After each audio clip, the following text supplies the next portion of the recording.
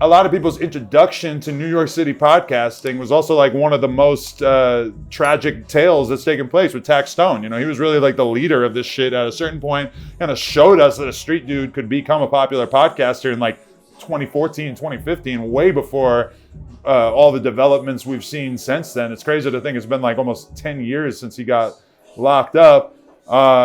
How do you feel about that? Like, were you even paying attention to podcasts at that point? Early in the game, I really wasn't. But I caught on to Taxstone a little bit later, and I had the honor of speaking to him from behind the wall and him telling me his story and stuff like that.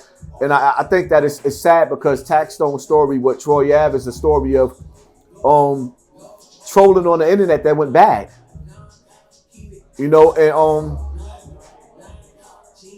I think that Taxstone had the potential to be one of the best in podcasting. Yeah.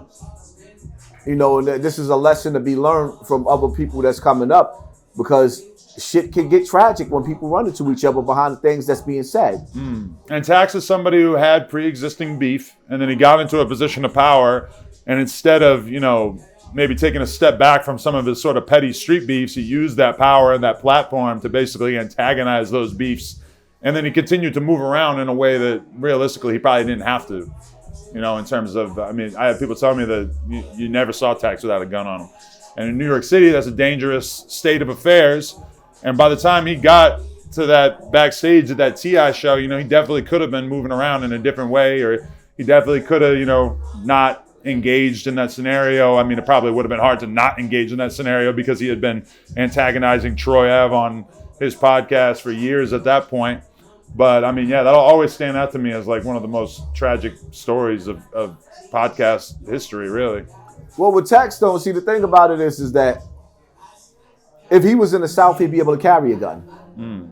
These laws in New York, you can't be a personality as big as me, as big as Taxstone, and not move around without a gun. Because if you get caught without, like, you have to say, okay, do I be judged by 12 jury, or do I be carried by 6 people in that coffin? There is no in between. Now, I'm not gonna say what he did with Troy Ave was cool, but Troy Ave wanted to be recognized as a gangster as well. He had the option to keep on walking. When he seen Tax inside that club, he could have kept walking, but because he felt like Taxstone was outnumbered, they jumped him. You know, and my whole thing is, you get caught by the police and you don't stand tall. A night of pleasure turned into a night of pain. And I like when you sit back and you put the puzzles together of the whole night. I done took every interview and listened to everything. You got, it's so much. You got Mano, right? The illest nigga in Nebraska. I listened to his interview. He ran out of his shoes. He left his shoes in the club. He left his bitch in the club. She got shot. He ran out the club. He left his man 80 in the club. So it's like, Mano's not a sucker. But he was in fear for his life when them bullets start raining. And I use this to tell people, a night of pleasure will turn into a night of pain real fast. A night of pleasure will turn into so you got Mano running out of club.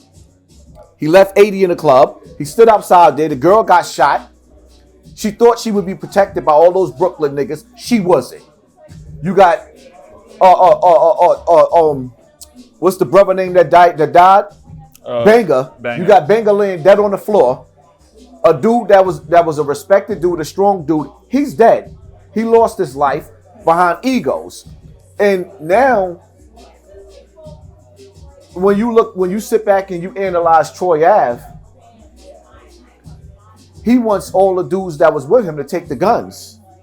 He's not even man enough to do the punk ass 1 year he got for snitching. And he's still crying as he turning himself into the penitentiary. He's still crying.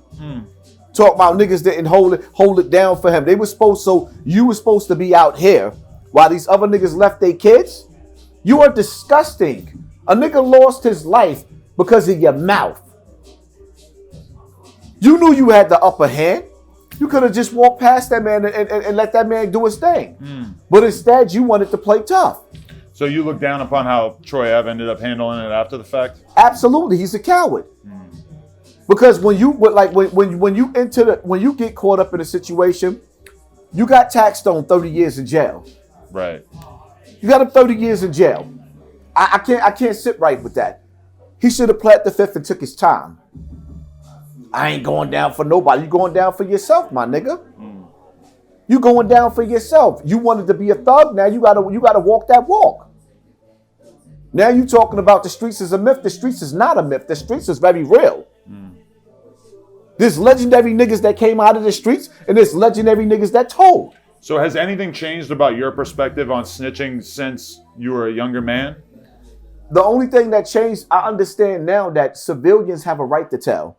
Right. I understand where I live at in my neighborhood, right? If you open up a drug shop next door to my house, you're going to jail. I'm not accepting the shit that I accepted in Bronx River. Niggas selling crack in the hallway, selling dope in the hallway.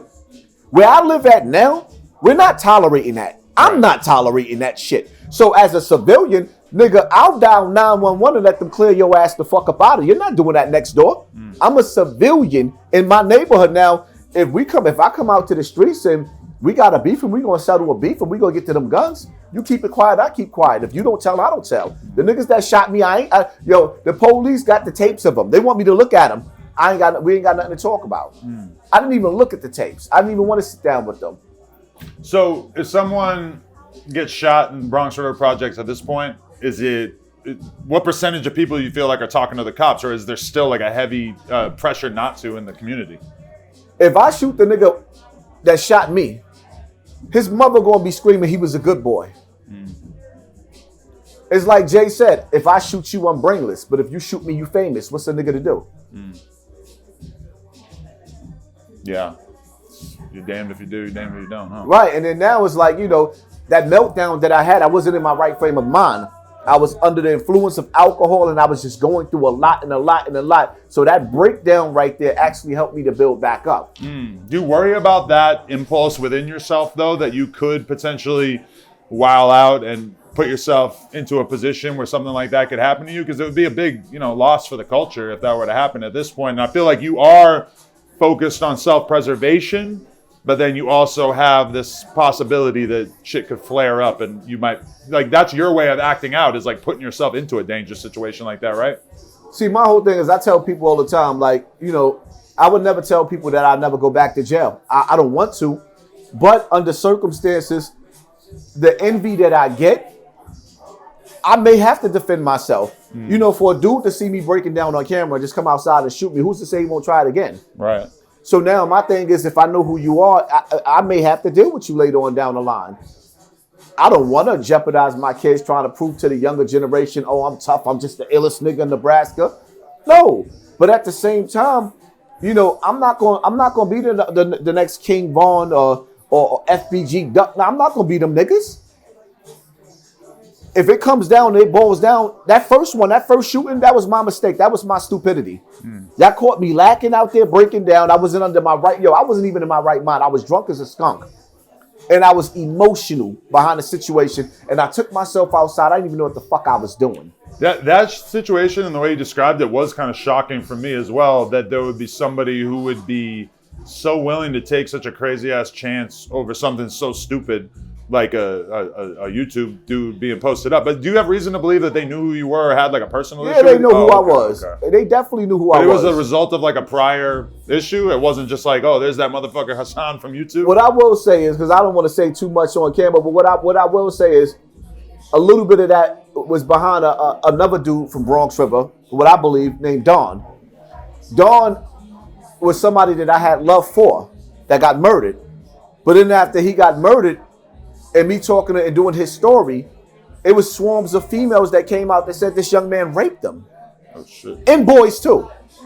So now that I know who he is, I can't put no respect on his name. But I believe that the dude that shot me was actually getting fucked by Dawn. Oh, shit. Yeah. So, it's like... It's like I don't know what the fuck to call that. It gets deep in the Yeah, it gets deep when you love a nigga like that. He really loved that nigga.